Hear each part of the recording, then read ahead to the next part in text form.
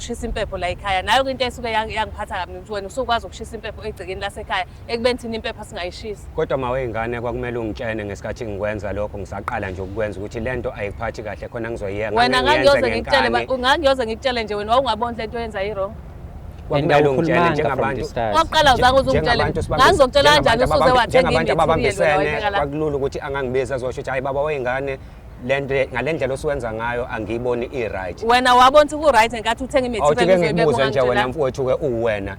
njengoba kade ngichaza ukuthi ngenza kubo kwaba right ngoba kwakade kuwumuzi obuke kusamjondolo kwakumele ngikhuze nalapho ukuthi ungayenzi lento ngoba akusikhona kwakhumana la noma akusikhona lokhuzaneni ekhaya kini la kwakungcono wawusalungisa lapha nginawe wawulungisa i-shelter ukuthi ukwazi ukuthi ucashe unganethwa zimvu konke engikwenza manje usuba kwena usukwazi kwakho umjondolo uround eceleni usushisa impepho fanele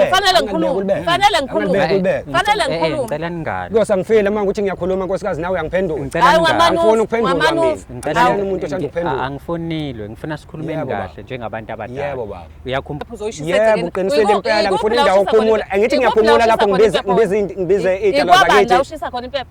kusendlini engiyakhile ngifuna ukwazi ukuthi kwabani lapha kwabani akukhona kwaZulu angani sisimo lapho uthi akhona kwabani lapha kukaMthembu uhlangana phona noMthembu simuntu munye sinyamanye ngathatha ngaleyo nto leyo unyamanye noMthembu yebo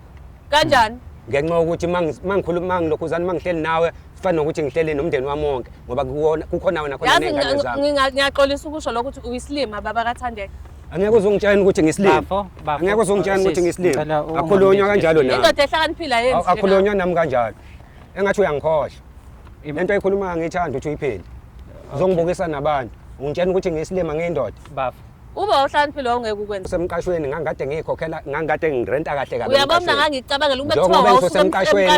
uzokwakha umuzi uzohlala la ekhaya kwafanele ubeke imali yokwakha ikini ngoba ngangicabangela ukuthi uzohlala la kwafanele ubonise ngathatha ngothando ukuthi njengoba engayekela kanjalo umuntu wesifazane ngase ngilotshwa uthando ngenza konke lokho okay sengiyayisola ukuthi ngiyezelani kwakuzohlala nawe la ngabe ngisayihlalele kahle emqashweni